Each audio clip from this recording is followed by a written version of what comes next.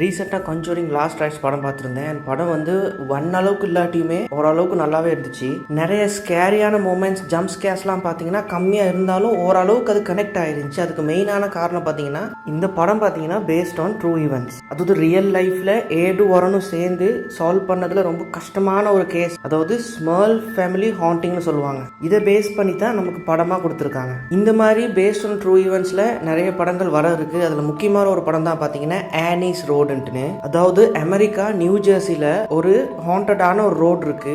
அந்த ரோடு ஹாண்டட்னு சொல்றதுக்கு காரணம் பாத்தீங்கன்னா ஆனிங்கிற ஒரு பொண்ணு தன்னோட ப்ராம் நைட் அன்னைக்கு அந்த ரோட்லயே ஒரு டிரைவரால ஆக்சிடென்ட் பண்ணப்படுறாங்க. இந்த இன்சிடென்ட் பாத்தீங்கன்னா 1960s தான் நடந்திருக்கு.